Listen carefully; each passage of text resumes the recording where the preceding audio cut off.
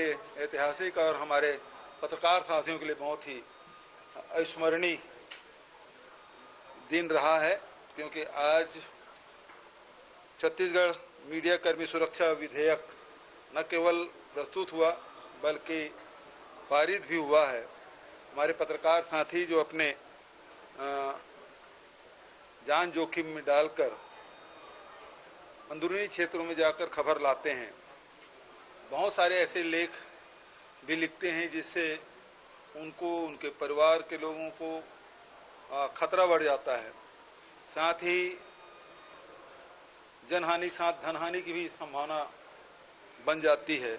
ऐसे में जितने भी हमारे पत्रकार हैं, चाहे वो इलेक्ट्रॉनिक मीडिया को हो, चाहे प्रिंट मीडिया को हो, चाहे पोर्टल के हों, सभी साथियों के जो ऑफिस में जो काम करते हैं वो भी, और जो गांव में काम करते हैं उनके लिए भी न केवल अधिमान्यता पत्र जारी करने का, बल्कि उसे रजिस्ट्रेशन कराने की, जिसको अधिमान्यता पत्र नहीं है, और कोई प्रेस यदि कहता है कि ये हमारे साथ में है और जो लगातार उसमें 6 महीने के अंदर में 3 लेख लिखे हों या स्टोरी की हों, ऐसे लोग हैं जिसको इस सुरक्षा मीडिया कर्मी सुरक्षा कानून के दायरे में लाया गया है ताकि पत्रकारों के सुरक्षा हो सके।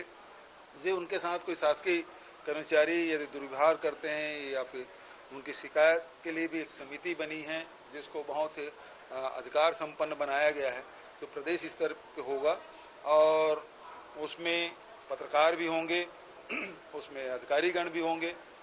तो वो सब मिल के 6 लोगों की समिति बनेगी जिसके माध्यम से उसे सुनवाई की जा सकेगी और आवश्यक निर्देश भी दे सकेंगे और दंड भी का प्रावधान है। यदि उससे संतुष्ट नहीं होता तो अपील की भी प्रावधान रखा गया है। लेकिन यदि कोई गलत शिकायत करता है तो उसके भी उसमें दंड के प्रावधान रखे गए हैं। तो इस प्रकार से देश में इसकी चर्चा भी थी, प्रदेश में इसकी बहुत दिनों से प्रतीक्षा थी। मैं इस अवसर पर जस्टिस आफ्ताब आलम जी,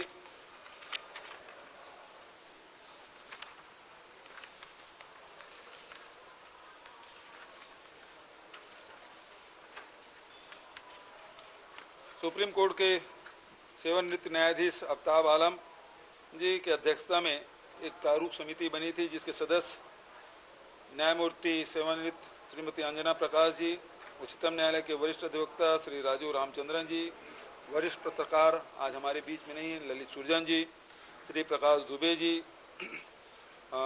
मेरे सलाहकार रुचिर गर्ग जी, महाधिवक्ता विधि विभाग के प्रमुख सचिव, पुलिस महानिदेशक, सभी इसके सदस्य थे और अनेक बैठकें राज्य में और दिल्ली में करके विभिन्न संगठनों से चर्चा करके इसका प्रारूप बनाया गया और उसके बाद इसके प्रारूप को विभाग को सौंपा गया। विभाग ने लंबे विचार विमर्श करके इसको विधेयक के रूप में विधेयक के रूप दिया गया और इसे राज्यपाल से अनुमति लेकर विधानसभा में प्रस्तुत किया गया और आज वो पारित हुआ है। लेकिन दुर्भाग्य ये है कि विपक्ष इसके लिए सहमति तो दिए लेकिन इसमें चर्चा में भाग नहीं लिए। किन कारणों से नहीं लिए वो अलग बात है, लेकिन कुल मिला के जो उनकी मंशा थी, अजय चंद्राकर जी बोलने खड़े भी हो गए लेकिन बाद में उसके साथियों ने बिठा भी दिया।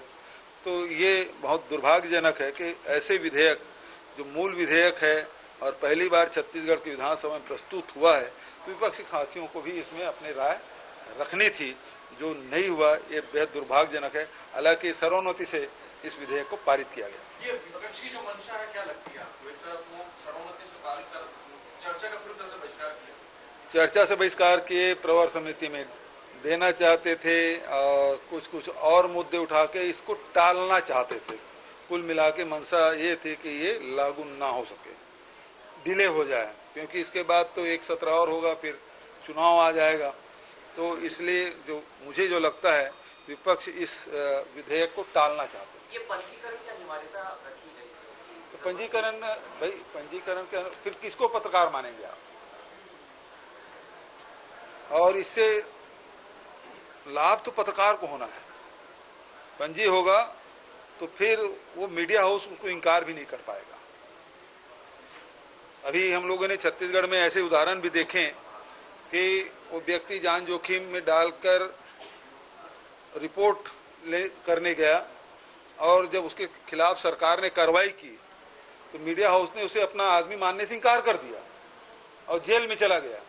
यदि उस समय मीडिया हाउस ओन करते कि हाँ ये हमारा व्यक्ति है तो वो पत्रकार जेल जाने से बच सकता था। तो इसलिए पंजी होना जरूरी है।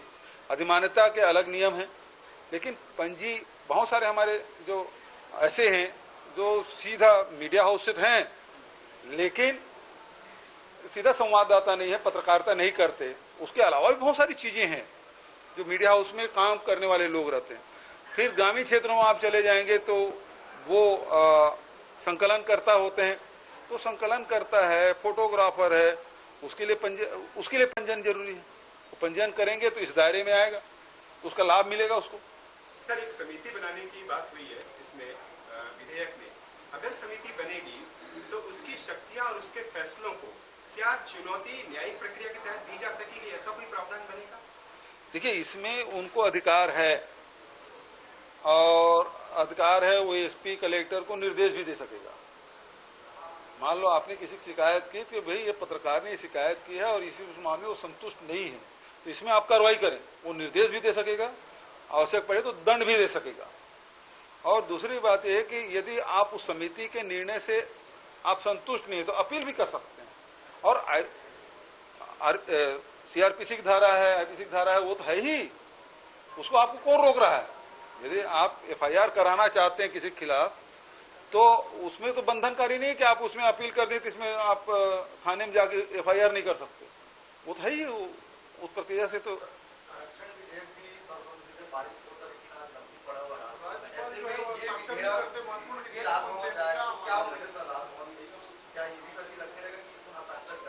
मैं राजभवन के इस मामले में मैं टिप्पणी नहीं करना चाहता। मैं तो ये उम्मीद करता हूं कि इस विधेयक में राजभवन से सकारात्मक निर्णय होंगे। सर, आज खालिस्तान के समर्थन में सर एक बार फिर से रैली निकली है और रायपुर में सिख समाज के लोग निकाले बड़ी रैली अमृतपाल के समर्थन में खालिस्तान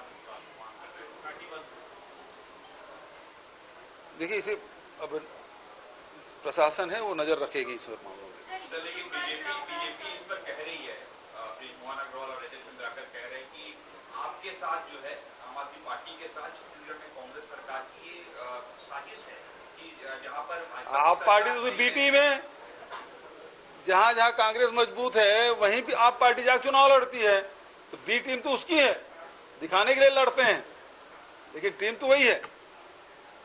ठीक है। एक और जो घटना जो गुजरात में छत्तीसगढ़ के जो श्रमिक को पीट पीट के मार डाला गया, ये बेहद दुर्भाग्यजनक घटना है। मैं उस पीड़ित परिवार के प्रति संवेदना व्यक्त करता हूँ और मृतक आत्मा को शांति की प्रार्थना करता हूँ।